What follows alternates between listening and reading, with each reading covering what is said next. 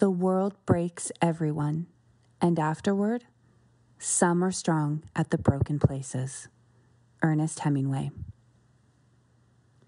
Welcome back, gorgeous listeners. I'm your host, Rayanne K. Irving, and this is episode number 5 with Kevin, the Soul Assassin Ross. Kevin is a world champion Muay Thai kickboxing fighter, which is how I first came to know his name. I myself became addicted to Muay Thai kickboxing after the death of my best friend in love. Muay Thai kickboxing is more than a sport. It's the art of the 8 limbs, and when I needed an outlet for my unintelligible feelings, Muay Thai offered me what I lovingly refer to as moving meditation, which is exactly why I reached out to Kevin and asked him to be a guest on this podcast. For those of you who haven't tuned in or don't listen to the Joe Rogan Podcast, Kevin first revealed his history of sexual trauma and abuse on episode 1417. So if you want to go back and listen to Kevin's full story, I encourage you to seek out that episode. But today, we're here to focus on how Kevin is integrating his past with his present as he looks towards and builds a new future. So for the next 144 minutes, we're asking you to put aside what you think you might know about men, fighters, and female predators, and open your hearts to the inspirational Kevin Ross.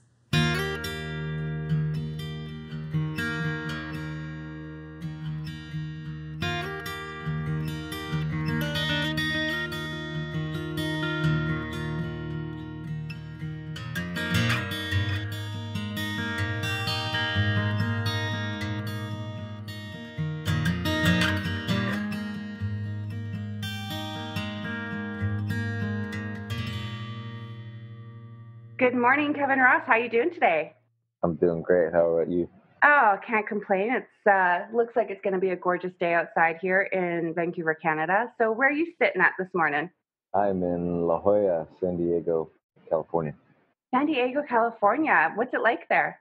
Beautiful. Always beautiful. It's tough to complain. It's always nice here, even in the winter.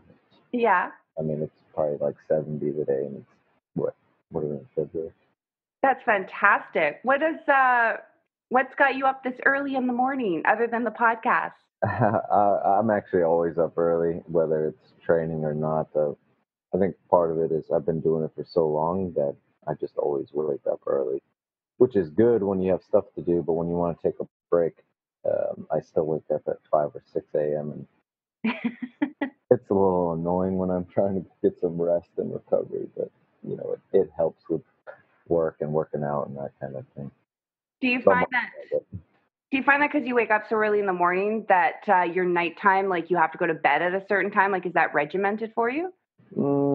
Not really. I usually don't. I mean, I used to stay up really late because I always had a hard time sleeping. I'd be up till like 2 or 3 and still wake up at 6. But last few years, I've been able to fall asleep relatively early. I mean, it's still probably not till like midnight, but I don't know. I've dealt with insomnia my entire life, so I've never really needed a lot of rest to get by. I was just going to ask about insomnia. Yeah, it runs in my family, unfortunately. Okay. Yeah, so I've been dealing with that since birth. Since birth. There's I don't know if you've heard of it. There's a great book called Sleep Smarter by Sean Stevenson. I think I've heard of it. I've never read it. Yeah, it's really good. I've had insomnia since my early teens as well. So, but sometimes I think I'm just a night owl because you know what? Like, is it insomnia or is it that you just like the quietness of the night when there's not a lot of, energy kind of coming at you from every which way, and so you can process your own feelings and your own thoughts at that time. Yeah, that might have something to do with it. 'Cause I do a lot of my thinking and ideas and that kind of thing. That always happens at night. So, for those of you that are listening, some of you might not know who Kevin Ross is. I first heard about you probably about 5-6 years ago when I got into Muay Thai kickboxing. When my partner died, I was looking for something outside of what we had done together, which was training horses. And Muay Thai kickboxing was the perfect place to throw myself into because it's so physical and there's a discipline to it. I found that really, allowed me to get out of my head and get back into my body. So can you tell us about, who you are and how you got going in Muay Thai kickboxing? Who I am? Yeah, Not a big request at all. That's a long story, but I'll try to summarize it as best I can. I originally, first time I ever saw Muay Thai was in 1994. It was like 2 o'clock in the morning. They used to have these fights on ESPN late at night. Sometimes they would have like karate competitions and board breaking, and every once in a while they would have fights on there. And usually it was just like the pants kickboxing, but this one night there was this Muay Thai fight on, and I was just hooked right away. I always loved boxing, always loved martial arts, and I always had thought about trying it out one day. And for fighting, I always wanted to fight, but I had never seen anything that really like resonated with me. And as soon as I saw that, I was immediately hooked. It's like if I'm ever going to do this, that's what it's going to be. And I still didn't start for another 10 years because I was partying and drinking and wasting my life away. But I knew that if I was ever going to do it, this was going to be it. And one day I decided to turn my life around, give up drinking, and I got in the gym. And this is what I've been doing for the last 17 years. That's fantastic. When you first got going into the Muay Thai and whatnot, how did it help you? I mean, because you said you gave up drinking in order to, become a Muay Thai fighter. Yeah. How did that affect you? Like, how did that affect the way you saw yourself? How did that affect your body, your self-esteem? What did it do for you? Well, yeah, most of my life I spent feeling very defeated, very unworthy of anything, never thinking about the future, never thinking I would have a future. My parents divorced very early. We moved around a lot, and the constant moving kept me in this uneasy state. We were very poor as well. Um, so yeah, I never had any confidence whatsoever. I never had any care even for myself. Um, but through doing this, in the process of learning and developing and growing and forcing myself to do things that I was afraid of, do things that were difficult, I began developing a much stronger sense of self and healthier mindset and lifestyle, obviously. And just by doing it, completely altered my perception of myself and of life, and just my outlook on everything changed through that. And what fighting has always done for me, and I think what it does for most people, is it clears out all the noise of life, all the distractions, all the meaningless things, just all the day-to-day bullshit you deal with, and that doesn't really matter that much. And the things you focus on and worry about and stress over, they're not as important, when you're dealing with violence and having to protect yourself and all of these things. I'm sure it's the same with athletics and people going to war and things like that. It focuses you and um, again clears out all the noise that's trying to distract you and depress you and all these things that tend to happen because we're not focused on the right thing and we're focused on all this outside stuff. So that's what it's always done for me. And yeah, over the years, I developed and got better, and that process was not only in the fighting realm, but in my personal life um, and everything else. Everything in fighting I find relates to life. Everything in life, the lessons you learn, things you have to go through. It's much more extreme version of things you deal with every day. And then when you have to face them in that setting, it makes it so much easier to face it than just normal stuff. Yeah. Totally know what you mean. Did you ever, going back to like the outside noise and whatnot, did you find that it was easier to cope with the outside noise because you were so centered within your body? Yeah. I mean, I think that just being healthier physically and mentally allows you to deal with those things better. So you can say it's doing martial arts or whatever it is, but it's still, I think it's that focus and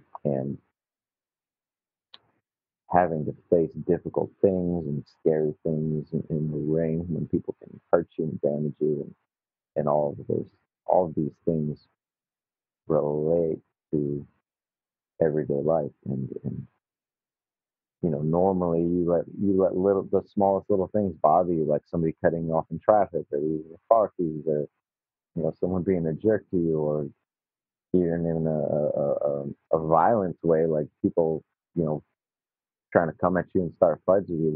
Once you handled yourself in a real situation with someone that really can hurt you and has the ability and skill level to do so, people in the outside world is like not even real. It's like a little baby coming up to you and trying to start with you. And that's from just a confrontational point of view, but the same thing applies to just stress and everyday life. And as I said, the things that tend to really bother us and weigh us down, they become a lot more clear. You understand how to process and deal with them better. It's not like those things don't bother you. It's not like I don't have bad days or issues like that, but I don't think they they stick with me as long as they do most people and develop and fester and become this other thing.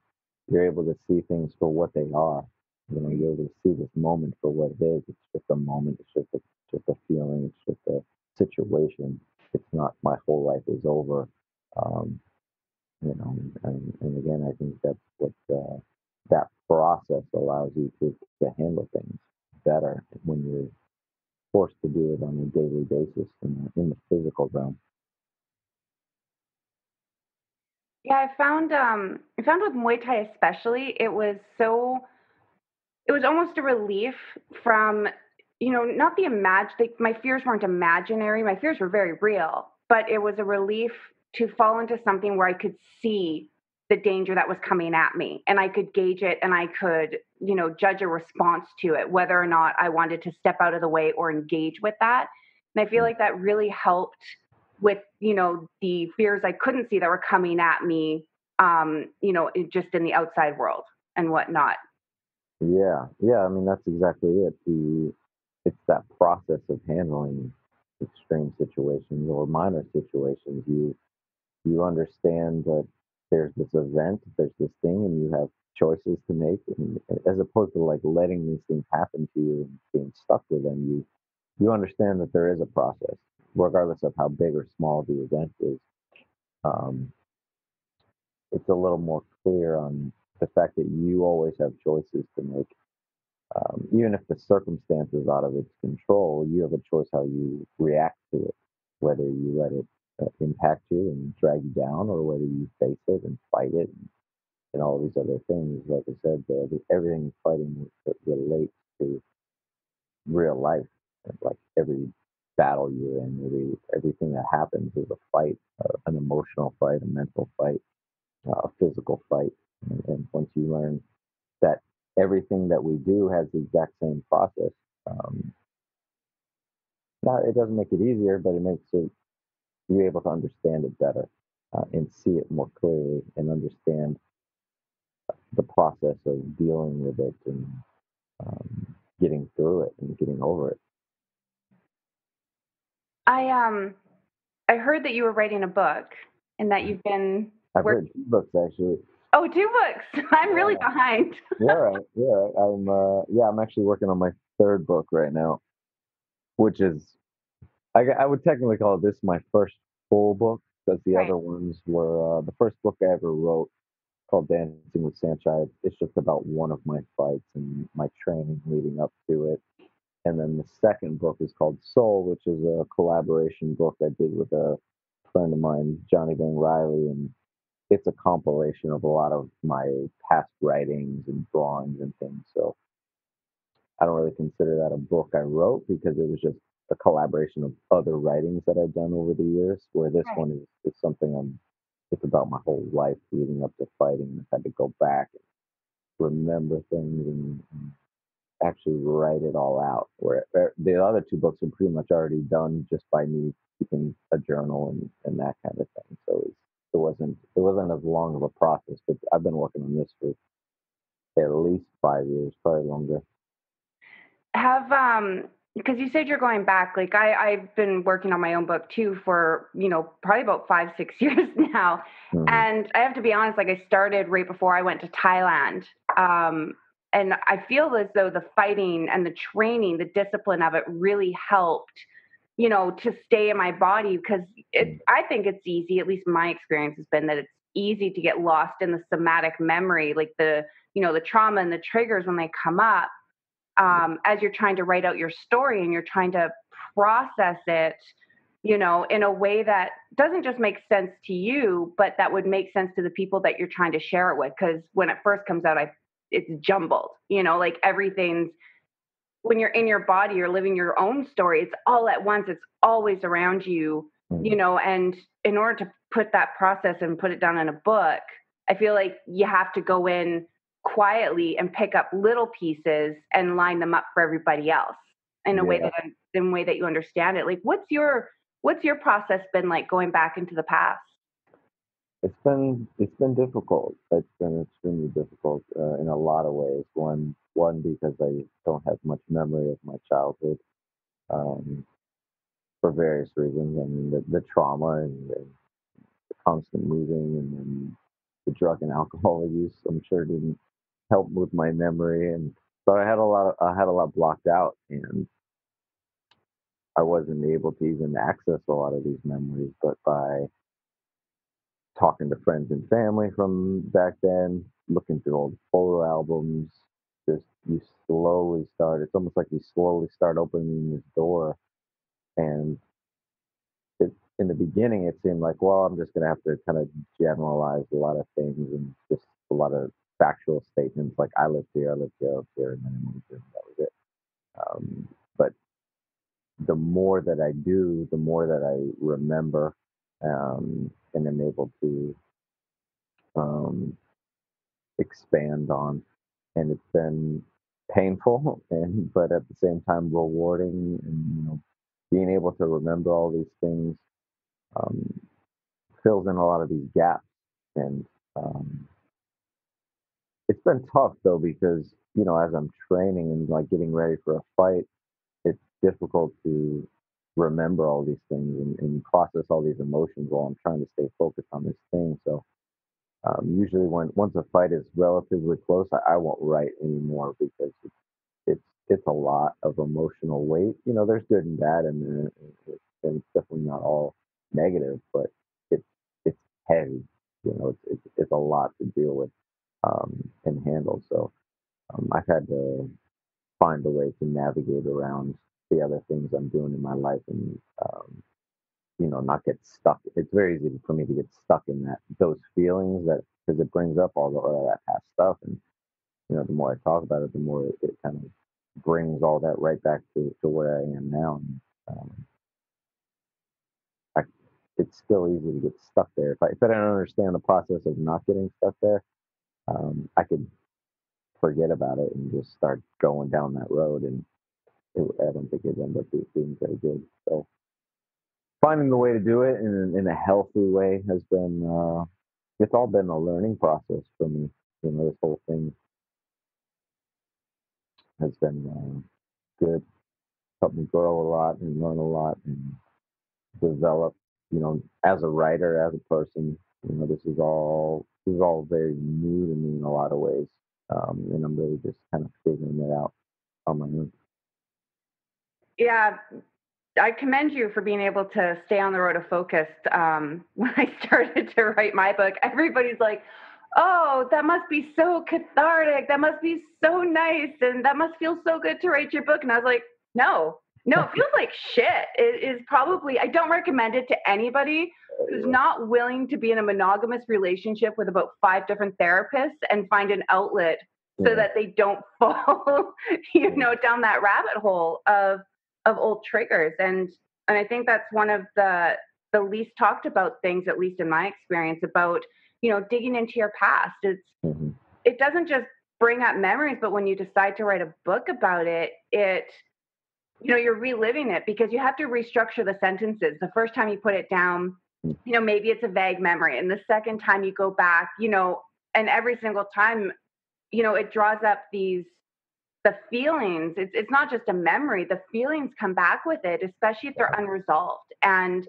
you have to go, okay, well, this is a symptom from that, and this is a symptom from that, your actions in the outside world. And then all of a sudden, here you are trying to get to the root of this trauma at the same time, being super vulnerable, knowing other people are going to read, some of the things that maybe made you feel shameful at that time in your life that you're trying to process now, but then share with the world to make it a better place. And it's an excruciating ordeal, I think, personally, to write a book. I mean, you're being very gentle with people, saying it's a little hard, and I'm like, no, man, I drowned. It's really difficult. There's lots of things that are difficult about it. Like, well, a big one for me is like, how much do I want to share with this? I try to always be very open and honest, but it's like, how much of this do I want to,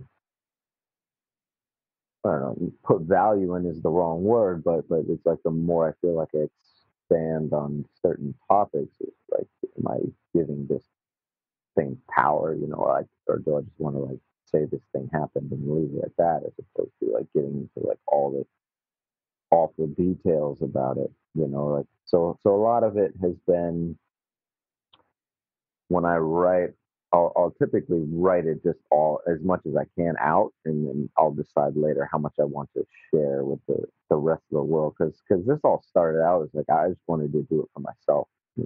I wanted to do it for me, so I could remember these things, so I could learn how to process these things and all of that. And then from that point, it's like, how much do I actually want to put out there?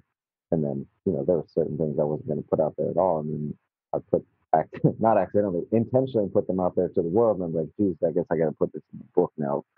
But now I don't know how much I want to put in and how much I don't. So, like I said, it's all been a learning process. It's been extremely difficult and painful, and but good too. A lot of growth comes through pain if you do it right. Yeah. I'm trying to find a gentle way to ease into one of the main reasons I wanted to have you. There's no gentle way to do it. there's no gentle way to do it. I will start off by saying, I first heard about your experience as a teenager on the Joe Rogan podcast. And it really moved me that you spoke about that. It moved me, I think, because I related to it, obviously, like between the Muay Thai kickboxing, and kind of going, like, using the Muay Thai as a way to get out of alcohol and drugs, but finding out that the alcohol and the drugs stemmed from, a childhood abuse. Yeah. Are you okay to talk about that with us today? Awesome. Thank you. Yeah. So, I mean, so you were around the age, you said, of 14. Is that kind of the first time you have a memory? Yeah, I'd say when I moved to Vegas was really once I started, my memory kind of is from that point forward. I mean, the drugs and the alcohol confuse a lot of that, but prior to that, I have almost zero memory, unless I see like a photo or somebody tells a story, and then it'll kind of come back. But if I trying to access it on my own, just from my own memory, is almost impossible to do. Like, it's just blank. Right. I don't really have any. Um, and even that time in Vegas, it's very muddy. I don't have a lot of detailed memories until I stopped drinking and partying and turned my life around, which again was at 23. Everything before that is very vague, and it's hard for me to access. And then randomly things will pop up, and it'll be like right there, and I try to write it down as quickly as I can. Um, but yeah, like I said, trying to do it on my own while I'm writing this book and stuff, it's just not there. So I try to take little memories that'll pop up, and I'll just like write a word down that later I can go back and like, oh, I was never more think about it and what's there. Um, yeah, a very cloudy recollection of half my life. Hmm. How did your experience, with sexual abuse, how do you feel like that shaped um just you as a person? How did it shape your relationship with your body? Mm, I look back at that time and I think how much like damage that did to me, but a lot of it was happening even prior to that. Like my negative thoughts and my self doubts and having no confidence and no thoughts for the future and all this. Like these were going on before that ever even happened. It's easy to point at that as a thing that caused that, but it didn't cause it. It made it that much worse. It catapulted it to another level. But all those things were happening prior, and so much of that was again my parents divorcing. I don't know what I was 8, and then we went from when my parents were together. My father was in real estate. We lived in nice houses and had all these things. We had a seemingly perfect life, and then one day my mom picks us up from school. They're getting divorced. A week later, we're living in a friend of hers basement, with 5 of us, and then a room that's not much bigger than my bedroom. And it was a drastic change, and going from that to just event after event of continuous bad things happening, just altered my outlook on life. Like, I was just like, what is the point? And I was 8 years old when I started feeling this way, and it really, yeah, it's just like almost like everything in life is shit. And like, what's the point? And everyone's a piece of shit. Life is shitty. Nothing good that can ever happen. I don't deserve anything good to happen. I think that was a big thing, like not feeling deserving of anything good, physically or emotionally or financially. I didn't feel like I deserved anything, and I think that's what also allowed the abuse to happen.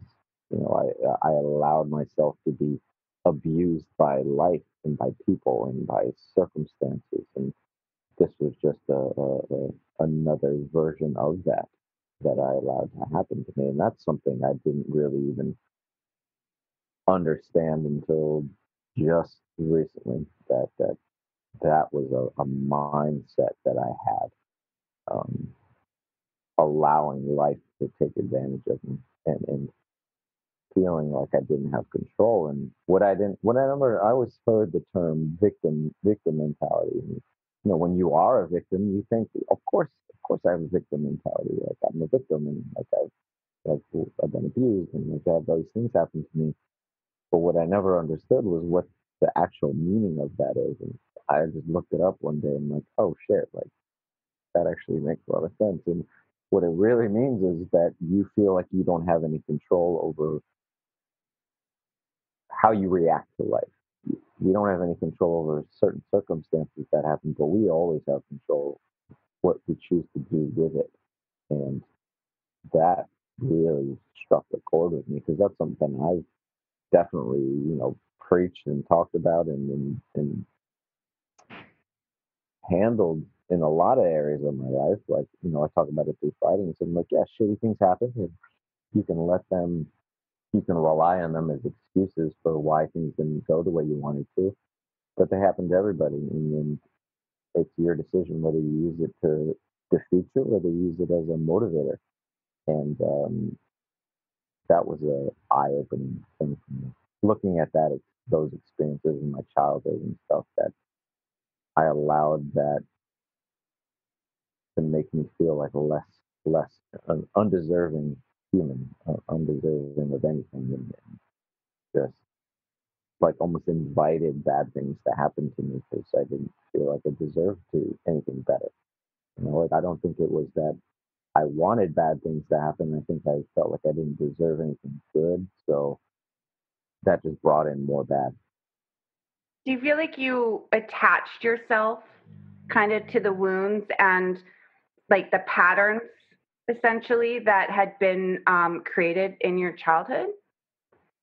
Yeah, I do, and I think that's a issue a lot of us have. When you see individuals where this person is just constantly talking about all the bad shit that happens, and it seems like bad things continually happen, but you almost invite those things to happen. You almost create them by by always talking about bad things. Of course, bad things are always going to happen, or you're going to think they always happen because those are the things you focus on. Like whatever you focus on is going to manifest itself in your life. And that doesn't mean they're not there whether you do it or not. It's just they're going to be that much stronger, and that much more impactful, and that they're going to change the way we perceive reality.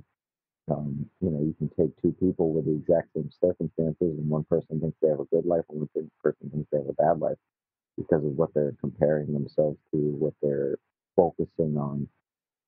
And yeah, my focus was always in the wrong direction, and I only looked at the bad things, and I didn't look at the good things I had. It was that comparison symptom that's so prevalent in this day and age with social media and everything. We're always comparing ourselves to others. We're always comparing ourselves to the highlights of everybody else's life. And that's why a lot of people are depressed nowadays, and why it's so bad, because we're comparing ourselves to everyone else's perfection and wondering why our life isn't that way when their lives aren't that way either. They're just choosing what they put out there, and that's why I also try to be as open and honest as I can about everything, um, my personal life, my fighting life, and not just the greatest parts of it for the world to see. I want to be honest with everyone. Like I go through and deal with the same things everybody else does. I Yeah, no, I really liked what you touched in there, especially on the, being a victim versus being victimized, and our thought process.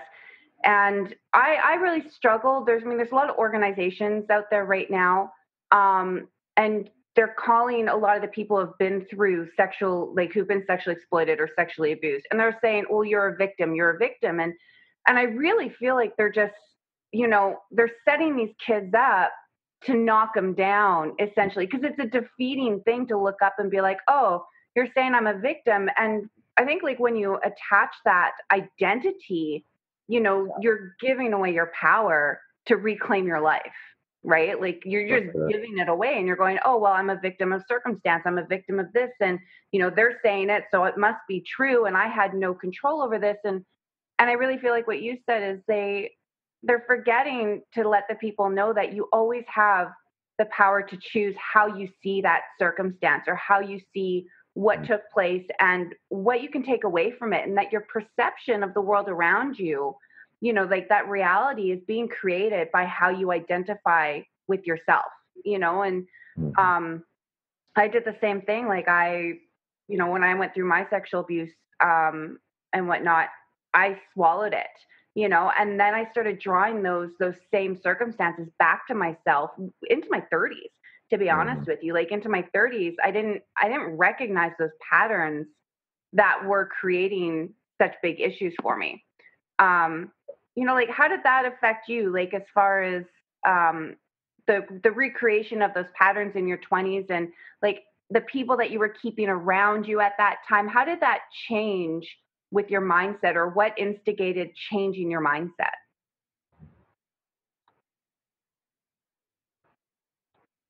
Well, the obviously fighting changed so much, but as I said, there's a lot of things that were still there that I didn't recognize up until probably this year. You know, a lot of the seemingly small ones. You know, I think I handled a lot of the bigger issues, but there was a lot under the surface that were showing themselves in my life that were still that same mentality from back then. That allowing the abuse, you know, even if it was on a small scale, I was still doing it and not recognizing that I was doing it, or I was still um, expressing a lot of those negative things, a lot of that pain. And I didn't even know that I was doing it because I didn't even recognize so much of obviously I knew what happened, but I didn't understand like how it impacted my life and how it's been coming out in other ways, not just in the drinking, not just in harming myself. There's a lot, you know, under the surface that I wasn't able to even see, you know, um, and that's what I'm trying to figure out nowadays, you know, and like understand it and take control over a lot of these um, all of this mentality that I've had. The things, which well, some of them have been very helpful in a lot of ways, but some have been very negative. I think I learned to put up walls, to cut people off, to take care of myself first, and but at the same time, I also let people abuse and take advantage of me. So it's this weird kind of dynamic, and you know, it's almost like I can deal with pain, and I deserve the pain. So you know, it doesn't bother me like it bothers other people. And, you know, that allowed me to do a lot of good things um, in like fighting and stuff. But it also, but I think it also invited um, more of it as well. You know, it became something that I almost relied on as opposed to it being a strength. I invited it, and as I said, the how it goes in fighting was also manifesting itself in my life. And you know, something one of my coaches is like, he's like, why do you immediately like go right to I can take anything you have, so just you invite it. That should be your backup. You know, that some people don't have that, so you know, use that as your backup. But you have all these other abilities and things that you do. Like that shouldn't be your first thing you jump to. You know, that should be your backup plan and something you have in your pocket. Like I can deal with pain and I can deal with these things, but I'm not just going to go there because um, I know that I can. So it's almost like that. I go there first because I can do it and I know you can't. So let's just get to the pain and the difficult part because I can beat you there. But that also caused a lot of damage physically and emotionally too. So it's all been learning learning all these things and how I've allowed positive a positive ability, you know, create a lot more damage because again, because I was like I can take it, I can deal with it, I can deal with more than anybody else. So just bring it. But I don't need to invite it in my life. So like if you're gonna have it regardless. You're gonna have pain, you're gonna have difficulties, but you shouldn't ask for it. You know, and I understood. I started recognizing that I found other ways to inflict pain on myself, um, just in other ways, you know, and invited it and, you know, almost acted like I didn't care, um, like it was a good thing. Do you feel like that you welcomed the pain because it was really familiar and it's almost Uh, safe. It's like a, you know, I think at some point that pain becomes a blanket, but it mm, also, you know, and not martyrdom, but it's also it's a protection thing where it's just like, you know, you can hurt me as much as you want. I'm so strong. you know, and I'm not going to let you see that this is hurting me, because I don't want you to see that I'm vulnerable and that I have certain aspects of myself that, you know, I'm not capable of looking at and sharing yet. And so if you just hurt me and get that over with, you know, then I don't have to talk about the things that are going on. Do you feel like that's like maybe kind of something that happened for you too? Yeah, for sure. And again, these are things I'm just now understanding on more of a personal aspect than just the fighting aspect of it. You know, that you're exactly right, that it was almost my security. Like, I can deal with the pain, so just bring the pain, and you know, I don't have to do the other stuff or think about the other stuff, because I can just focus on this, and I'm used to this, and it's easy for me. You know, pain is easy for me because I've dealt with it so much, and you know, I turned a weakness into a strength. You know, where I used to be very, very sensitive, and everything hurt me, and everything bothered me, and I was emotional, and that's how I was growing up. And then it just switched, and then I became hardened by it and invited it, and it's like, the more pain, the better. I don't care. Well, I think that, you know, when we're emotional and we're vulnerable as children, and then somebody takes advantage of us, you know, I think like we're forced to find, you know, somewhere where we can turn off and cope with what happened without actually coping with what happened, right? Like, you know, like you were saying, you were emotional, you were vulnerable, and then someone took advantage of you and exploited that aspect of you, and then you found a way to cover that up. So that makes a lot of sense to me, you know. Yeah, that's for sure. How did that, like, how did that affect the relationships around you, even with women? You know, like, how did that affect relationships with like your interaction with them, or with girlfriends or crushes or any of that? Like, did that warm Yeah, a I mean, it definitely skewed my perspective on everything, really. And I didn't really get it, understand it at the time, and realize, like, I had so much negativity and distrust, and um, yeah, I don't think I ever opened myself up because of that. You know, I was very cautious with my feelings and being vulnerable with anyone, whether it's guys or girls or friends or whatever. You know, I've kept myself safe in a lot of ways, which causes damage, you know, to you and to others. And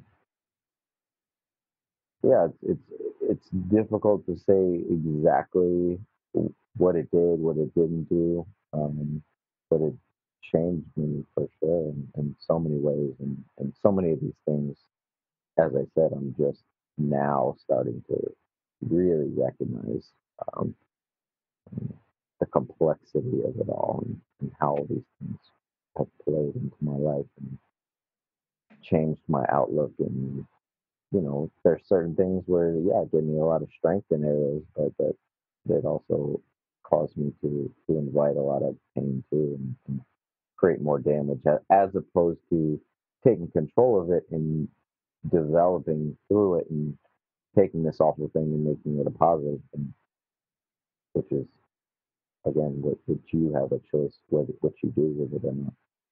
But I think at the same time, you know, because I beat myself up about this still, where it's like I'm coming up against something, and if I don't have the tools, this is something I'm just starting to say to myself, like, I have to forgive myself for not having dealt with something that became a monster in my life previously, because I didn't have the tools, you know, to cope with that. There weren't people around me to show me how to do that. I remember, you know, I was driving down the road one day, I was on my way to the horse barn, and it just dawned on me. I'm like 33 years old, and this is after my partner had died, and I was like, I don't have any self value, Mm. and it didn't even dawn on me before I was 33 that I lacked self value, because I had spent my whole life proving to everybody that I was valuable by creating a business and by buying the fancy truck and, by being an athlete and taking care of myself. And, I was always trying to show everyone how good I was, even though I wasn't. And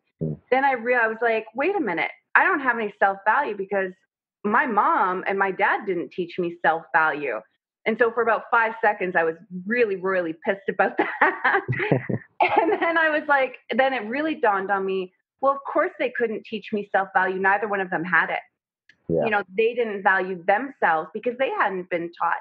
And I think that's one of the beautiful things about, yourself coming out and podcasts that are coming around and books that are being written right now, where, I think there's it's a lot easier to find the tools now, if you want to look or if you're ready to look or something strikes it as like, oh, wait, maybe now I can find a way to better cope with these emotions that I'm feeling. And I find too, like lots of people don't understand, like emotions are just energy in motion.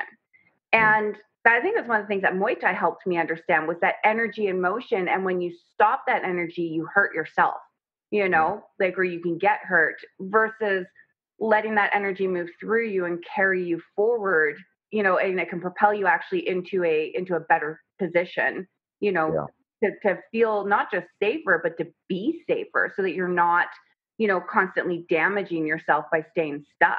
Right.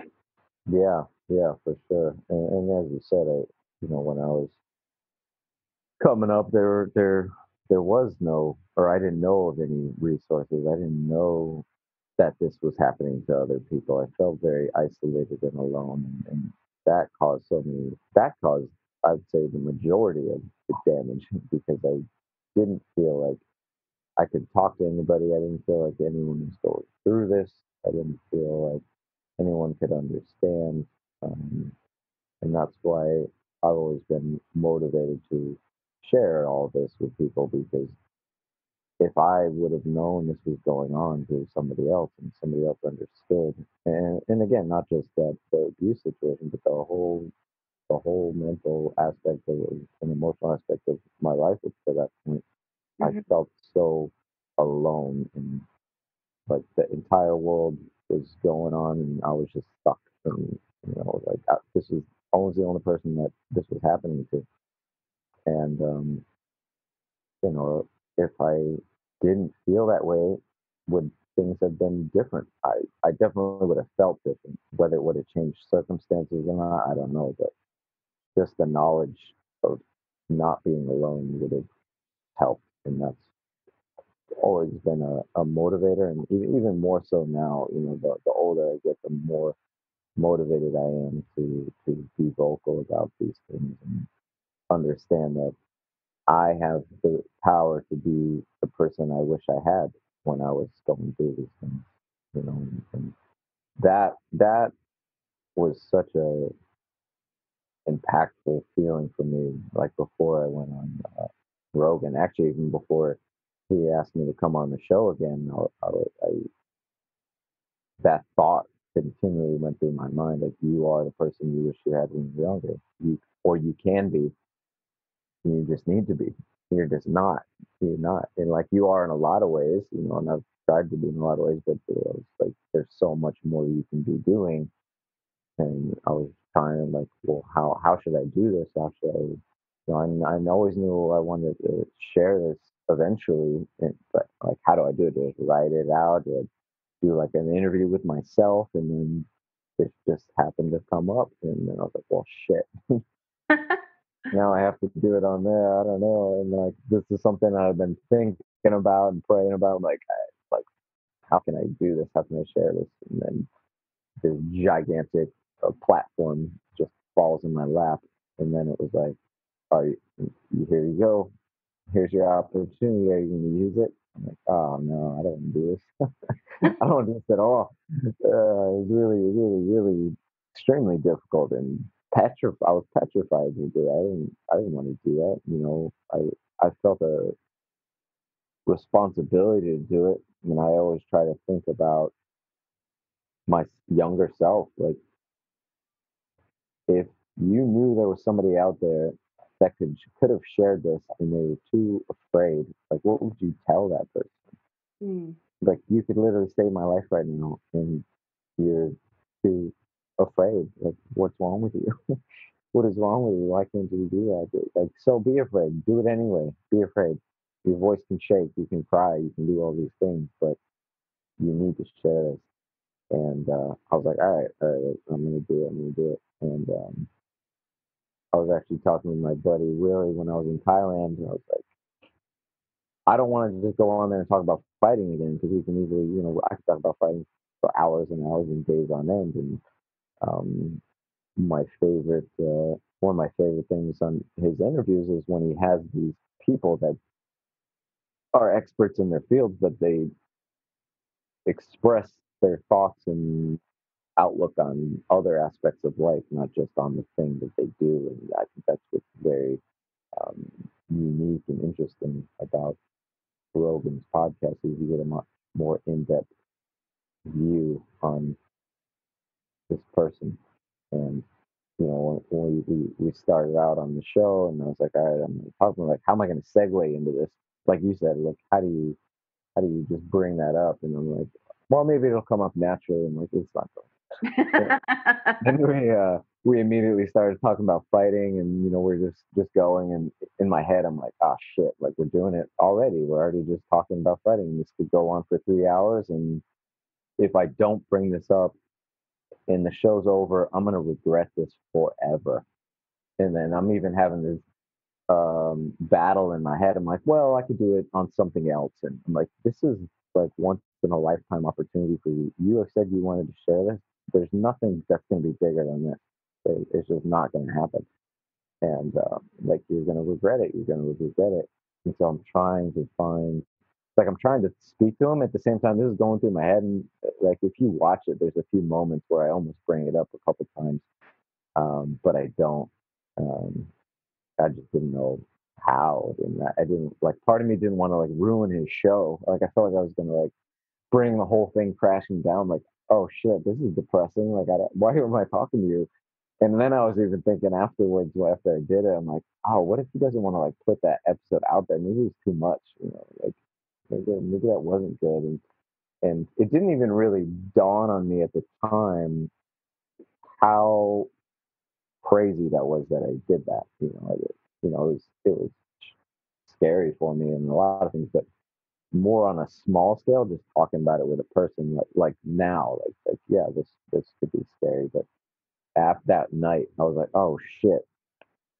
I just went on Joe Rogan and talked about my sexual abuse that I've never even spoken to more than a handful of people ever about.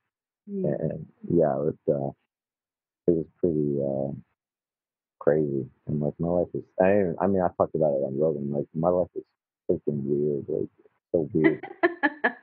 It is so strange to me. Like, if you just take a person that's never done anything and thrust them into my life, they would think it's as crazy as I think it is. Like, I don't think it's any less crazy than anybody else. I'm used to it and I can handle it better, but I often take a step outside of my life and I'm like, this is really weird. I'm like, I do it all the time and it seems normal, but it's pretty weird.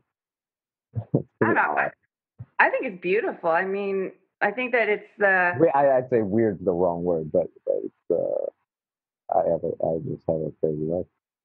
Do you part of like coming out about it? I mean, I know for me personally, when I came out, that it's such a hot topic. I mean, there's so many different words to use. Sex trafficked or prostitute or sold in child slavery, sex slavery.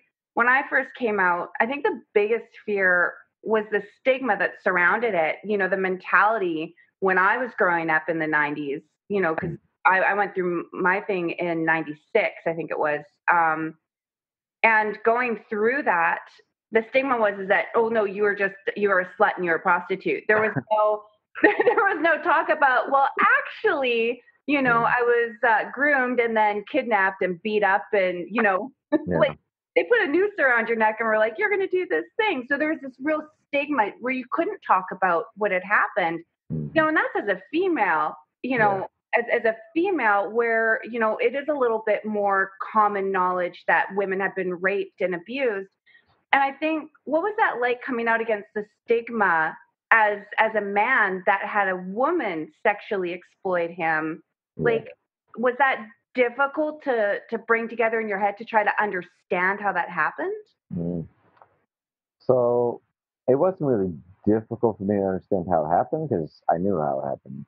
It was difficult in the sense that I knew most people probably wouldn't understand. Most people would think it's a joke. Most people would think it's a good thing. Um, you know, and like I felt that way when I was a kid. Like any of my friends that knew about it, I thought it was the coolest shit ever. And I understood that. I would have said the same thing to them. And it didn't seem, you when men are abused and boys are abused, particularly if it's by a female, it's not viewed as it would be. I'm like, if I would have been a little girl and that would have been my stepfather, somebody would have shot this person, Absolutely. Without question. And I think I'll think about that like after my father found out. I'm like, can you imagine if this happened to your daughter? It would have been a night and day difference. And like, not only did you not handle this correctly, like you kept this person around in our lives, and you acted like it was not that big a deal, and I felt that way, like, oh, maybe it's whatever, and that kept me from processing a lot of it because I was very confused by it. Like maybe it wasn't that big a deal, and maybe I did have more control over the situation than I thought. Yeah, I was a kid, but it's like when I'm sitting here now and I think back then, I don't feel that much older in a lot of ways. When you think about your childhood, and like I was just a tinier person. But then I see a 14-year-old and I'm like, holy shit, like you're like a baby. You're such a baby.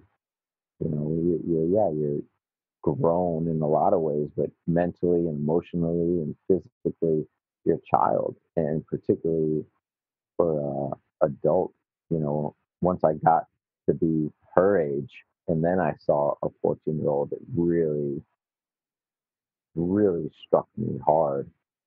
That's when I think I was finally able to understand it to a degree, to see how drastic it was and how um, innocent I was at the time, and how much of a child I was at the time. Um, because so much I rationalized a lot of it. I think to not um, just keep myself safe from processing it. It's like, oh, you kind of almost invited it, and or maybe almost wanted it to a degree. I was a 14-year-old boy, and I had this beautiful older woman that just wanted to take advantage of me. Like that doesn't sound like a bad thing. It almost sounds like a good thing. It almost, and there was part of me that obviously was. I mean, this went on for almost 2 years. It wasn't like it was rape. It wasn't like I was being beaten or abused. I mean, I was being definitely abused in a lot of ways, but it's so different than that. It's so different than being forced in a lot of ways, and that creates so many other different negative and impactful things on you because it's a more of an emotional and mindset than an actual physical um, like held down abuse kind of thing, and that's why it's also difficult to explain it to people. Like nobody understands this unless they've been through it, something similar. Like how do you tell that to somebody? Like they have no concept of what that is, and I understand that, and even people are even talking like, oh, Rogan used to joke around about this. I'm like, oh, of course he did. Like it's kind of funny if you don't understand it. It seems like a joke, and it is. But unless you've been through it, you don't know. And I don't fault people for feeling that way because I would have felt that way too. Like, oh, how is a girl going to take advantage of you? Like, was she good looking? That's great. I was like, I wish someone would take advantage of me, and I understand that completely. But I think I think that's also what was a motivator for me to talk about it is people don't know, they don't know, and you can't really fault them for not thinking about it in the same light they do when it happens to women, um, because we have this idea of how things are and how they aren't. Guys can't be abused, and guys should. It's like guys can't be whores either. Like women can, and guys can't. Why? It's just this weird mentality we've had for so long. And I think the more it gets talked about, it's the same with, women being taken advantage of in the workplace. Like for so long, nobody talked about it. It didn't seem like it was even a thing, or that if they did, they invited it. And I think the more that it came out, and the more that people talk about it, the more it's like, oh, okay, some guys are pieces of shit. But then there's also the flip side of that, where there are people that use this on the opposite end, like, and just say these things happen to them, and then it becomes this polar opposite thing where all of a sudden the victims are the ones victimizing others as well. But I think the more we can talk about it, the more we can understand it, and find that balance in between a healthy um, perspective on these things. If they do happen to guys and girls, and that um, people aren't alone. I mean, the amount of feedback I've been getting since then, particularly right after, it was almost unbearable. Like in a lot of ways, I obviously invited it, and wanted to let people know they weren't alone, but it was like a daunting thing to see my inbox every day, and just hundreds, hundreds, hundreds, hundreds of people reaching out, telling me how grateful they were that I did it, that they went through these things. And in the beginning, that first week or two, I was reading like this and like the details of it, and it was bringing up so much like pain, and like pain for them, pain for myself. And I was like, I can't keep this up. There's just no way. Like, as much as I, invited it and wanted people to have this outlet, I can't handle all this. I'm still trying to deal with this myself, but I found a way to balance it to where I'm not, like, I'll see the people's messages and I'll kind of skim over them. But before, I was like reading them so clearly that I could feel all their pain and everything. It was just too much. So now I just try to like go over it quick, give them a quick response, and like that. And even that, there's, I know most people wouldn't do that, but I feel a sense of responsibility as well. But I'm just trying to find a good balance in there where it's not affecting me too negatively, and I'm able to, still give back a little bit. Well, I feel like a lot of people, without intending to, they project their pain, and it's usually when it's something because they haven't processed it themselves. So when they share it with you, they're sending it at you, and they're basically saying, "Here, catch," and you're like catching this thing, but you're like, "Holy shit, what do I do with this?" Because I don't even know how to process my own pain. I can't process yours. I'm just here to say, hey, like, you're not alone in this. Yeah.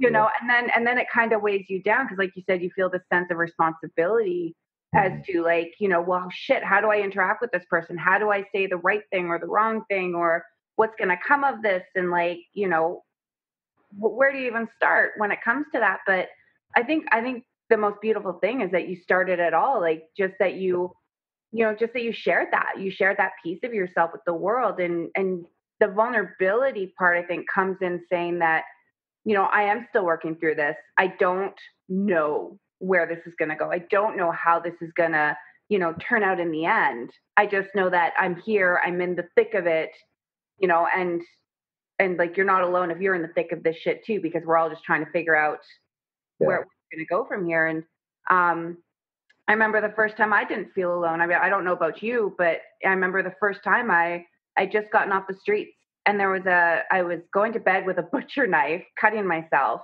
and chocolates, because I was like, what's it going to be tonight? Maybe both.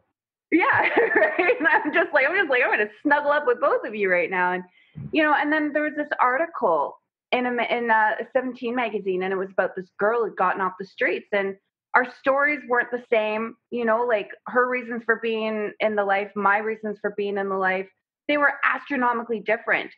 But at the core of it all, she had decided to leave, and all of a sudden I didn't feel alone. And I was like, oh, I'm not the only one who's hiding in plain sight with all these people around me with this huge secret, that's been killing me, because everyone around me is like making judgments about, oh, Rand was a drug addict and I wasn't a drug addict. I wasn't doing drugs. And then it was, oh, Rand's a slut. And I'm like, but I've never had sex like sober or willingly at this point, like I'm like, I don't fall into either of those categories. And to know that I wasn't alone in that, I mean, it was a real relief for me. Like, do you remember the first time that you didn't feel alone, or that you heard about somebody else experiencing something similar? Probably not until I was in my 30s. Right? Yeah, I didn't. It wasn't. I think it'd been so long that when it finally did happen, it wasn't as impactful as it would have been back then. I don't. I probably wasn't even into my like mid 30s when somebody else was like, "Hey, I was abused too." And, oh, it sucks. It'd been so long that it wasn't a moment like yours. It was like, oh shit, I'm not alone. Like it it wasn't that kind of thing. So yeah, it wasn't until much later that I understood it better. And as I said, this is stuff that I'm just now so much of it understanding and being able to process completely. So I blocked so much of that out, that happened, and almost detached myself from it in a lot of ways. I mean, I literally probably it would pop in my head maybe once a year, if that, and it would just be like, oh yeah, that happened, with no emotion, no nothing, and and that was it. I'd never think about it at all. I would never think about the impact it had on me. I'd never think about anything like that. And I think a lot of that was a defense mechanism, almost like shut those feelings off and just block them out. I think even prior to that, I did that about my childhood and my upbringing and the pain that I had even before this happened. It's like I just put up a wall. Like I don't want to see anything on the other side of that. And a couple of years back, I think it was like 4 or 5 years ago, um, Gina was doing this interview with me, and we were talking about it. We didn't do anything with it. This was just for ourselves, and I was talking about it in a very factual way of, like this happened, and almost an understanding way, like, yeah, it was shitty, but obviously she was mentally unstable or emotional. She had a lot of trauma, and making a lot of excuses from my parents and everyone that didn't handle it correctly. Is very I can't think of what the word is, but not thinking about it from an emotional place. Like Mm-hmm. how did you feel about that? Not don't tell me the facts. That was always what I did. Like this happened, and Well, it's an accounting, like yeah, an accounting of it, because it helps you to rationalize it in your head and not become emotionally involved, because you might not be ready to feel those emotions, or at best to kind of share them with the outside, right? yeah. So like whether I thought about it on my own or the couple of people that I had ever talked to about it with, it was just like that. Like just a statement of fact. It was, yeah, it happened, and that was it. And there was no emotion behind it. And she didn't tell me at the time, but she was like, I was really worried about you, because I realized that you still hadn't processed this at all, like not even a little bit. And like you almost sound like a psychopath, because you have no emotional connection to this horrible thing that happened to you. And it wasn't until the Rogan one where I was able to express my feelings about it, and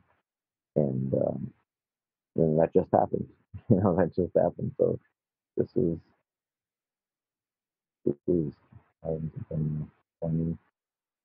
Did it confuse your relationship with like sex in general? Because I know for me, like I was on the streets and I had an interaction with a John, and I experienced my very first orgasm, and it was earth shattering in the most awful sense. I mean, it spun me into a depression because it was so confusing. It's like, I don't really like this, but my body's just responded to this thing. What does that say about me? And I think it really confused me just in general about, am I like, how could I have enjoyed this thing that I'm not actually liking? Did that at all ever kind of confuse your own sense of identity around that? Oh, for sure. And this was my first sexual experience. I mean, I literally went from barely kissing any girls to that. Yeah. And I like skipped over this whole leading up to that period of that most people have in their lives. And I was thrust right into this very adult world, and it completely skewed my outlook on sex in general. And it completely took out any emotional connection with it. In my viewpoint of sex. Fortunately, it didn't turn me into like not caring about what sex was and just sleeping with a bunch of people. And I didn't never do that, and I'm grateful that it didn't, because I can see how easily I could have went down that road. So that was good. I didn't do that, but yeah, I had no real connection with what it was, and it was very confusing again to me, because it was partly like I had a positive outlook on it, like that was good, that was great, and all these I'm glad, like it was like a nice thing in a lot of ways, but at the same time it was awful and horrible, and it was very such polar opposite feelings that that made it very confusing, and I think that's why I never processed it, because it was so confusing. Like, I don't even know how I'm supposed to feel about this. Like, because there was like a lot of it I didn't obviously enjoyed it. I was a 14-year-old, 15-year-old boy. But then at the same time, like, this person took advantage of me when I was a child, and um, you know, raped me, mentally raped me, and didn't hold me down or anything, but emotionally manipulated and abused me. And like, how do you express something that is awful, yet at the same time you felt like some good towards, like, him, as wanted it too, and that left a significant amount of guilt about it. Like, I had a choice in the matter. Even like now, I still feel a sense of responsibility in it. Like, you had a choice. You could have stopped it. You didn't, and maybe you even invited it and wanted it prior to that. Like, oh, that would be great one day if this chick did that, and like, did I make that happen? Did I make it okay for it to happen? Because if I would have had a different perspective prior to that, maybe I would have stopped it from happening, and I didn't. So yeah, it's always been very difficult to think about and understand. And, as much as people tell me, "Hey, you're just a child," as much as I tell myself that, I don't know if I'll ever get rid of that accountability in myself. And you know, I think that accountability in a lot of ways is really beautiful because that's what pushes you to find ways in which to better understand yourself and go deeper. hmm, I really relate to feeling confused about, did I invite this thing in? Could I have stopped it earlier? hmm, Um, you know, and I think the emotional relationship, that's a lot of people experience that is, you know, you love this person, but at the same time you're struggling with what's going on. And is it trauma bonding? Is it because you're vulnerable? Is it because the things that were going on in your childhood came along and all of a sudden you felt ignored or unappreciated or undervalued, and then here was this person that was somewhat showing you that you had some value and taking an interest in you, and it was, as far as your experience goes, that felt like love.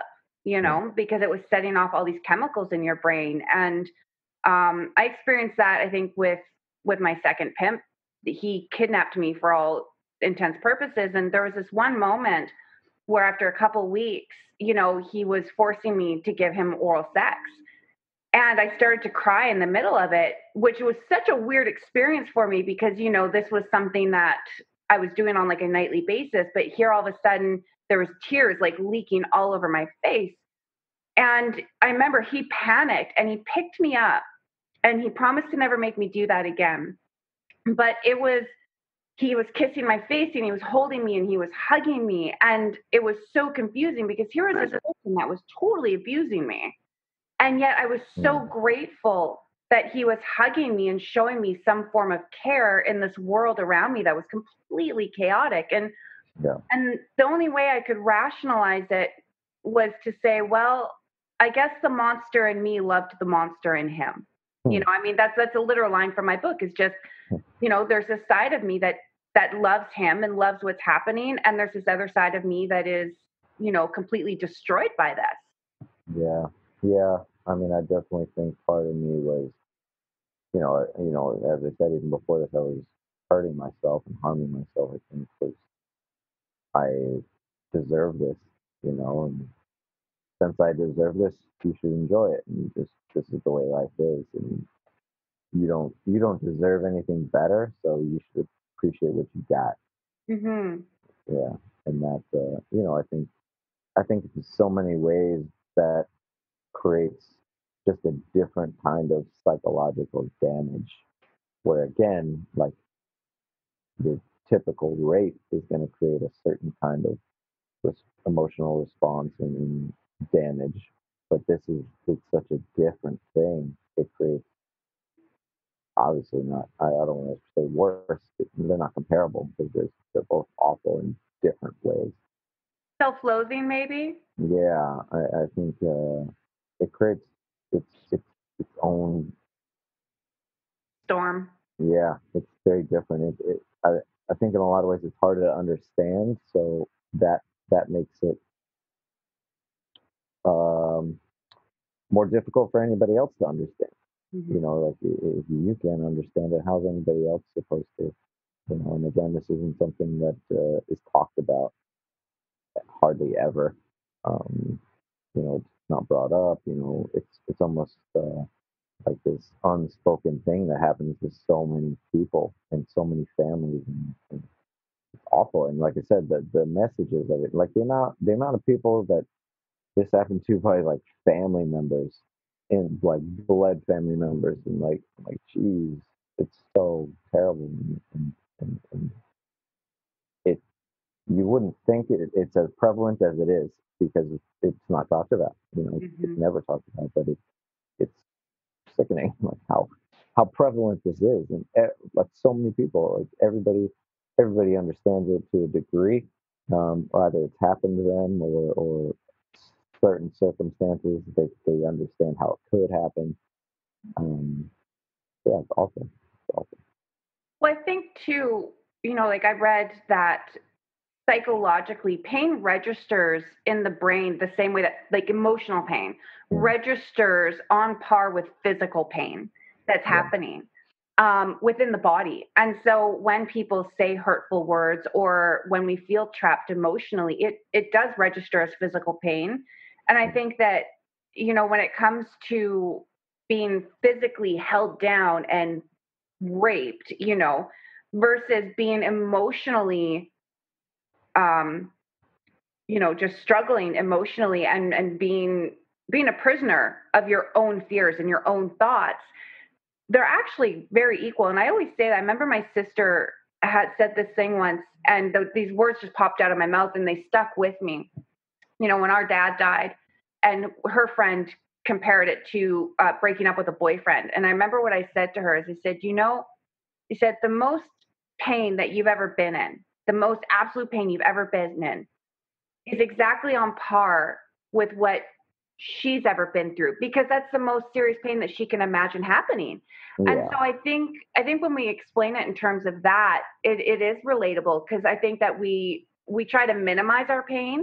And I think that separates us from one another. But, essentially the most pain that I've ever felt in my life is on par, say, with a baby that for the first time just, fell down and banged its elbow and never knew what pain was before that. They're really quite equal. We just have built higher tolerance because we continually abused ourselves because it's what we knew, Yeah, like so much of that again is the problem with that's the comparison, because you can say like this horrible thing happened to me and it's the worst thing that's ever happened, but then you compare it to so many more terrible things. You're like, oh, it wasn't that bad. Like I wasn't like held down and raped by a person. So mine's actually not that big a deal, and it keeps us from processing these things in a healthy way, because at least I know for myself, I had compared it to so many more worse things, and not just this situation, but again, like my life and my childhood. I'm like, yeah, well, it wasn't that bad. Like there's so much worse shit out there. Like you were poor and you grew up in a couple of bad circumstances, but they could have been so much worse, and so many more people be able to see you suck it up and just move on. And I think there's a part of that which is good, and like, yeah, you shouldn't like dwell on it because it can be so much worse, obviously, and not letting that keep you down, but at the same time, you do need to process it. It's not a black and a white thing. It's not just because it couldn't, just because somebody has it worse than you doesn't mean it's not bad for yourself. And that's why everybody's pain is valid. It's not a comparable thing. Right. I think in one way, yes, it should be a comparable thing that keeps you from getting stuck in it. Like, this awful thing happened to you. Don't stay there. One, because it could be so much worse. And it can still be worse. But you still need to think about it clearly and know that it is bad. Pain is pain. It doesn't matter how big or small it is. And if it's always in a comparison way, you're going to think nothing bothers you, but that can create just as much negativity as everything bothering you. Mm-hmm. So it's finding that in between that I think is important. I like to say that feelings are meant to be felt. Don't ignore them. Don't pretend like they aren't there. It's just don't get stuck there.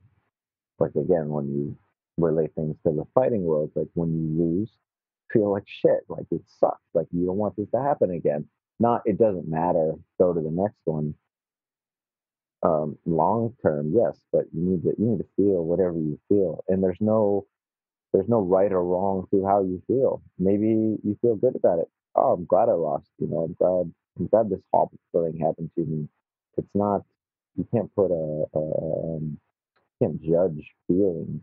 Just feel them and try to think about them. Take a step out from them. Don't judge whether you look at this bad situation as a good thing or a bad thing, because it might be a combination of things. It might not be just all bad or all good. But I think we try to immediately jump onto one side or the other, and that can be just as damaging as not processing it at all. Well, I think it feels a lot like breaking when you first start to process it. It feels a lot like everything's falling apart, your entire identity, however it is that you've been coping with it, whatever you've been using. When you start stripping away the layers of your coping mechanisms, it feels like you're crumbling and you lose this entire sense of identity. And then you're really out there. And it took me, 6 years to be like, oh, I wasn't breaking down. I was breaking open.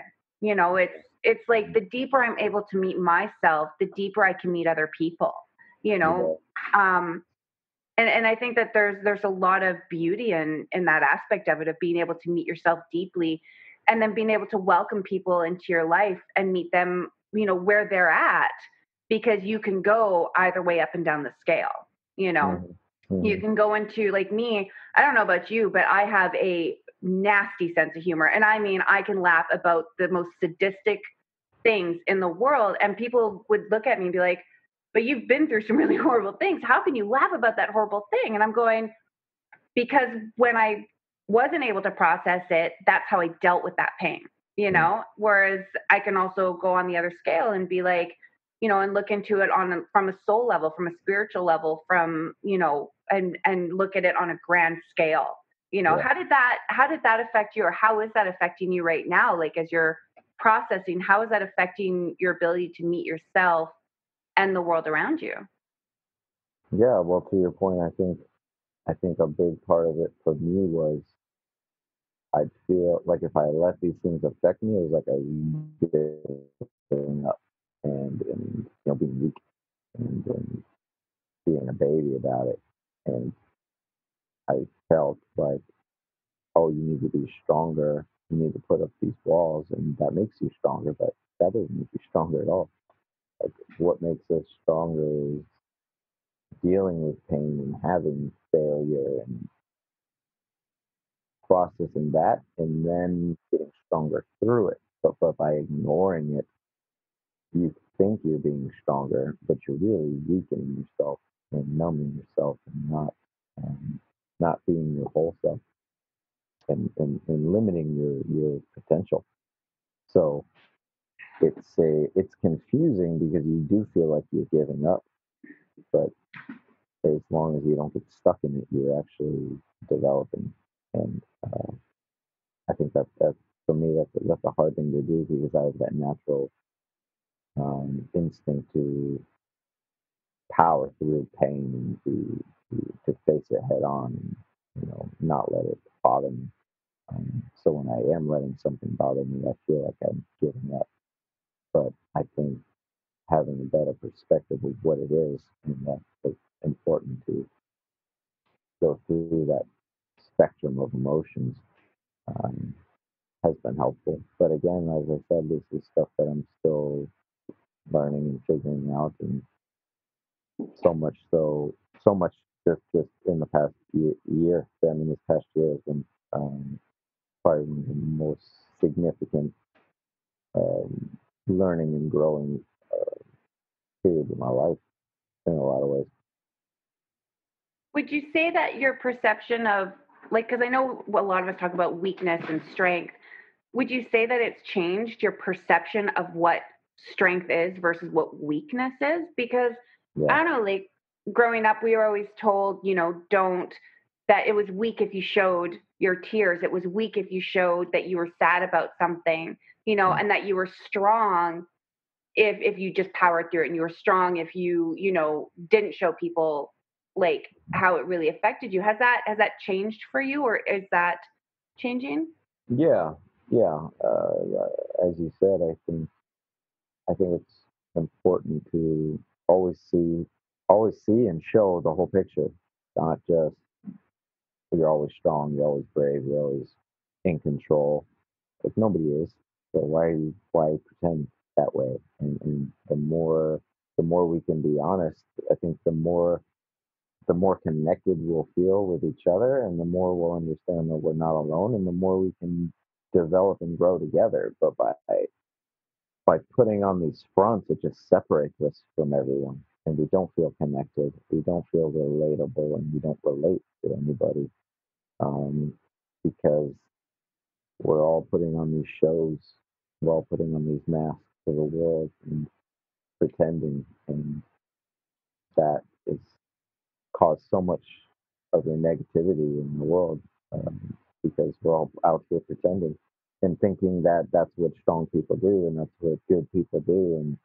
And what I feel that we need is just more honesty and humility and realness, not fake pretend highlighted lives. You know, we need the opposite. We need the whole spectrum. We need to see the good and the bad. Just like anything else, you can't even appreciate the good unless you know what bad is. So why are you only showing the good? If you're only showing the good, people don't even know what that your life really is like, and they can't relate to it. They just see it as this golden thing that they'll never have. Hmm. So yeah, What was your question? No, that was great. I was actually, speaking of golden, it made me think of Thailand, to be honest with you. You know, did you find that going into Muay Thai, did that help you with the spirituality, and has the spirituality helped you process basically like like your book and your experiences and what's going on now? Yeah, I think it gave me a much deeper understanding of spirituality, where before I just saw it as this structured religious thing.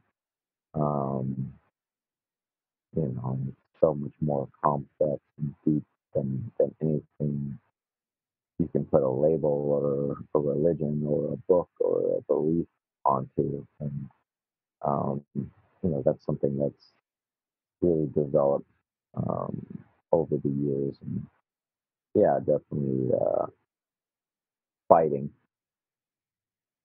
gets you more, and physical things get you more in touch with that side of life. I feel, I don't think it does that for everybody, but I think the ones that are kind of inclined to that, it just expands so much more. Because you just see and you feel things that you can't put into words, and that normal thinking doesn't apply to. And, yeah, it's caused me to be a much more spiritual person, if that's the word you want to use. Mm. Does that kind of bleed out into other areas of your life? Because I know you were saying, I've seen some of your art and it's phenomenal. So like, do you find that bleeds out into other areas, or is that like your creativity taking over? Well, I think that bleeds out into who you are as a person. So who you are as a person is going to apply to everything you do in life. And, whether it's fighting or art or just walking down the street, I feel that comes out of you and just how you interact with the world. Mm-hmm. Yeah. What are you doing right now? I mean, like outside of Muay Thai and outside of writing the book, what are you doing that's just bringing light into your everyday experience? No, just trying to continually learn and grow and evolve and understand and heal and things like this, and just trying to get out of that box I put myself in for Mm-hmm. so long, and explore. And with exploring, there's going to be positives and negatives, but I think the more you do it and the more open you are to it, that you'll continue to grow through the good and the bad. I know we both read It Didn't Start With You. Yeah, that was Yeah. it was amazing, but at the same time, it's like nobody has a chance ever, because you're dealing with shit your grandparents went through that you deal with. So how's any of this supposed to ever work? Well, It's enlightening, and at the same time, it's traumatic to think about the fact that you're dealing with trauma that your grandparents went through or their parents went through.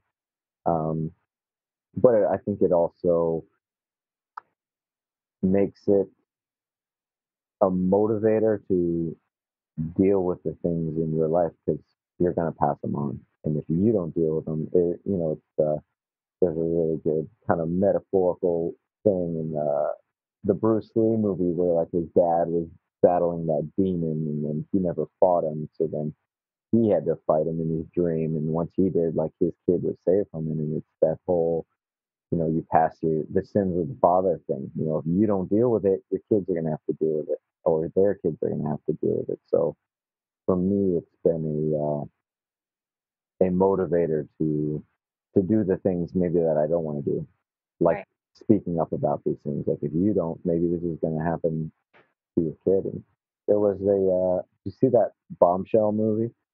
I haven't yet. Was it good? Oh my gosh, it's amazing. But there's this point in it where this girl, she was abused by the guy, the head of the network, and this had happened to her predecessor, and she's like, "Why didn't you tell me this happened?"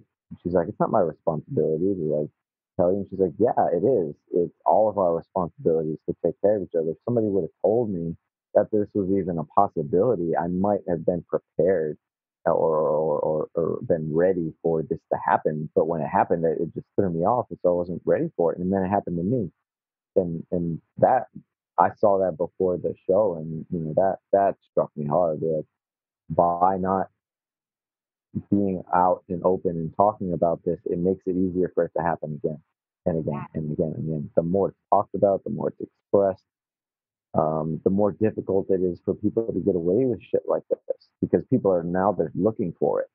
And now there's, of course, the flip side of that, where people are going to use that in negative ways and pretend like these things happen. But you got to take the good with the bad, and eventually it does even out. And yeah, that was a giant motivator. And like you said, that book, you pass these things on. You pass your weakness on.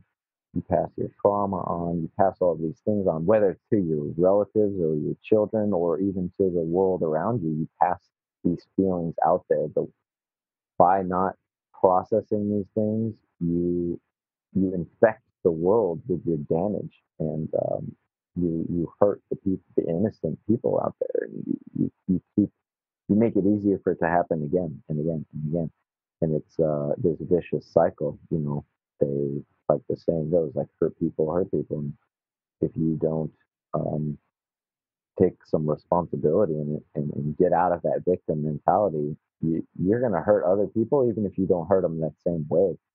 You're going to hurt them in different ways because you didn't deal with your trauma and your things. You're going to hurt other people even if you don't recognize it, and you're going to hurt yourself too. Mm-hmm. Yeah, and I feel like you'll continually draw those circumstances back to you because you're trapped in this loop of expressing your pain and then, dumping it on somebody else, and then maybe that relationship fails, but then another relationship comes along and you find a similar way to express that pain onto them. Even if it's different, it still goes back to that root cause of it, right? Yeah, which is why we tend to find ourselves in the same circumstances over and over again, the same relationships over and over again, because we're not taking into account our role in it. Right. Yeah, well, why do I keep ending up in the same situation? Why is every person I'm with the same person? Because you're the same person. Mm-hmm. You're not dealing with stuff. You think going somewhere else, going to a new person, going to a new job, moving to a new city, things are going to change. But unless you change, you're going to draw out the exact reaction you had with everybody else, and it's just this vicious cycle. And we think a change in location or a change in something external is going to change your circumstances, but until you change the person in the mirror, they're always going to manifest themselves the exact same way every time and time again. And you feel like there's no escape. Like, how can I get away from this? But look inside.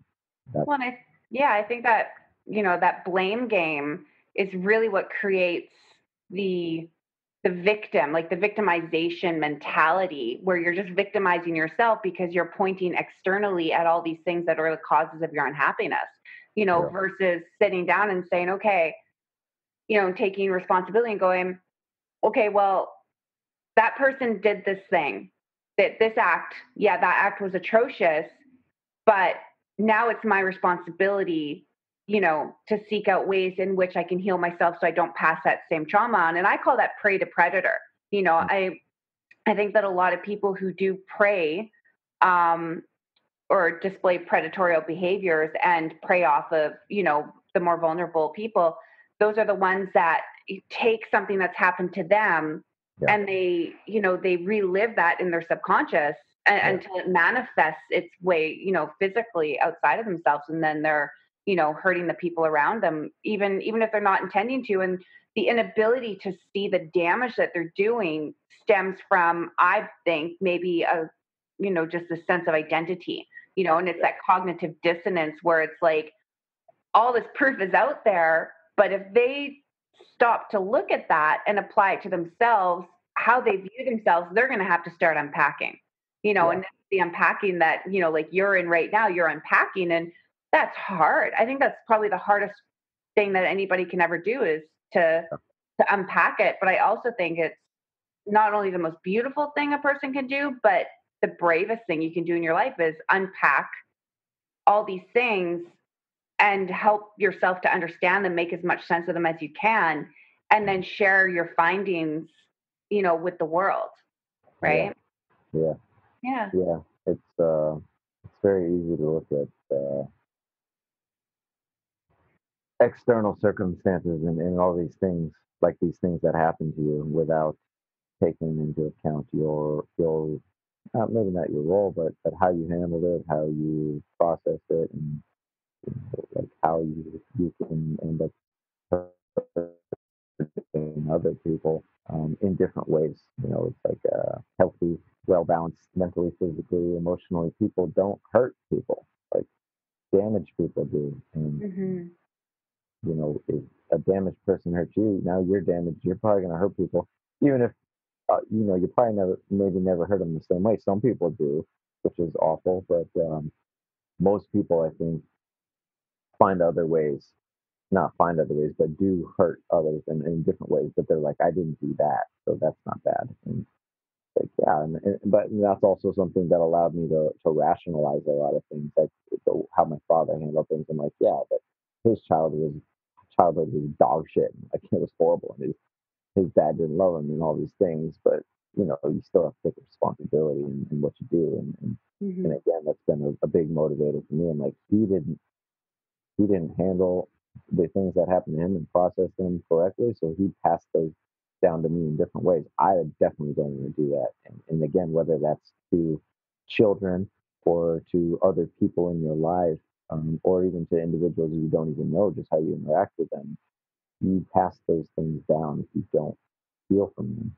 And the only way to heal from them is to understand them and to take some responsibility in how you dealt with them. Speaking of damage, drum roll here. You got a fight coming up, you think, maybe? Yeah. Well, I always have a fight coming up. I just never know when. until the day I retire. Hopefully April 18th, in Amsterdam, I believe. I'm still waiting on confirmation, but I've been training for a month just with that date in mind. So either that's what's next, or I'm preparing for whatever is after that.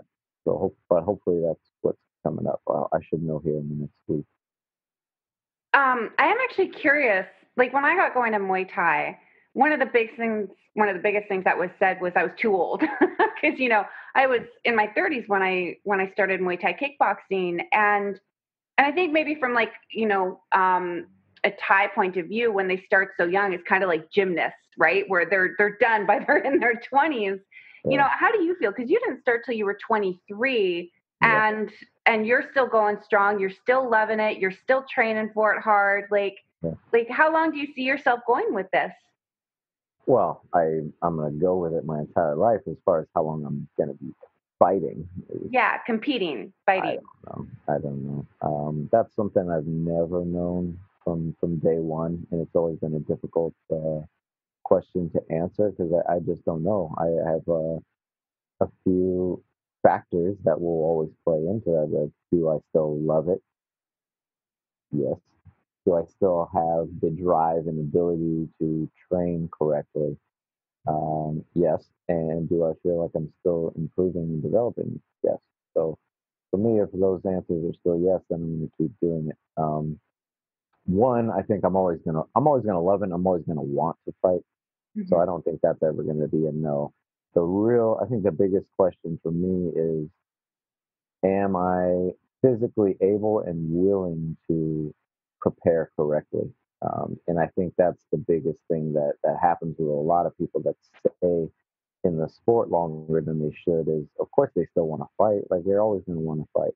But if you're not going to put in the work, and as well as be self-aware enough to know whether you can handle this at the level that you're trying to maintain yourself at, then you shouldn't do it. If you're not willing to prepare adequately, then don't do it. And for me, I feel like, oh, you could always just drop down a few levels and fight not as good as people. But to me, it's like, if you're not going to go all in, then you shouldn't do this at all, because what can happen to you is substantial. You can die in the ring. You can physically damage yourself for life, and you're you are damaging yourself for life every time that you train, just on a smaller scale.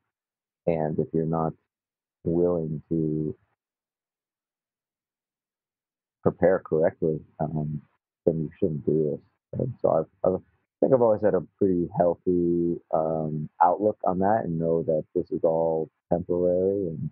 And I do my best to be self-aware enough to whether I'm still able to do this physically and mentally. And I think I have enough people around me that I trust, that in their opinions as well. Because you're only gonna believe so much in yourself. So yeah, I don't know. I've literally always taken it one fight at a time, and everyone can be the last one. But obviously, the older I get, the more that's a possibility. So we'll see. But as far as I know, I'm gonna have one more. Yeah. And go from there. It's literally, I don't want to say it's a daily thing, but I try to keep in mind, like, this could all be over at any moment, as well as just life. My life can be over at any moment, so I would try to. The microphone closer to your mouth. We couldn't hear you for a minute. Try to. There we go. Thanks. I try to just live and behave and interact with life with that in mind. It can be over at any minute, and I think there's good and bad to that. I think it could be over at any minute, but you also have to realize that it might not be. So it's like I have this phrase. It's like, you can't, like, don't live every day like it's your last day. Live every day like it's your second time around. Because if you live every day like it's your last day, there's a lot of stuff you're not going to do. If this is my last day on earth, I'm not going to work today. I'm not I'm not dealing with people I don't want to deal with. But if you view it as, like, I lived this day once already, let's live it again. But what would we change? Like, how would I change how I view this situation? How would I interact with this person differently? How would I do it right? And how would I want to relive my life the right way at the end of it? And that's something I try to think about. I think that's awesome. Well, I know you have to get going for training. I don't want to take up your whole day, because I could talk for hours and days. Right. So thank you so much for coming on and talking about your life's experiences and sharing with us your passion for Muay Thai. I really appreciated it. It's really my pleasure. Thank you. Awesome. Okay, I'll talk to you later. Thank you. All right, take care. Okay, you too.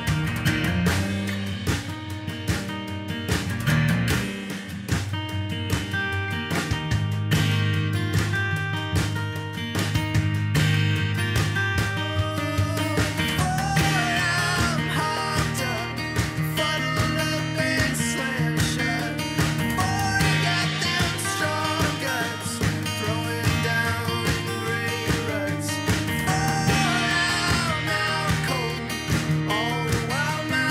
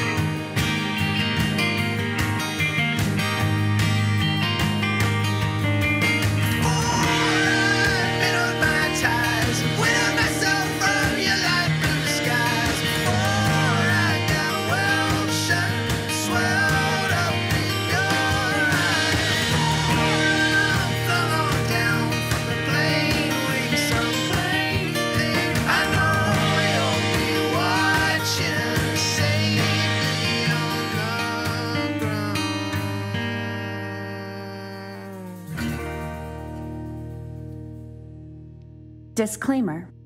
This podcast is for informational purposes only and does not necessarily reflect the opinions or viewpoints of the host, producer, other guests, or sponsors. I, Rayanne K. Irving, am not, nor have I ever been, a doctor or therapist, and none of what I say is intended for professional or medical advice.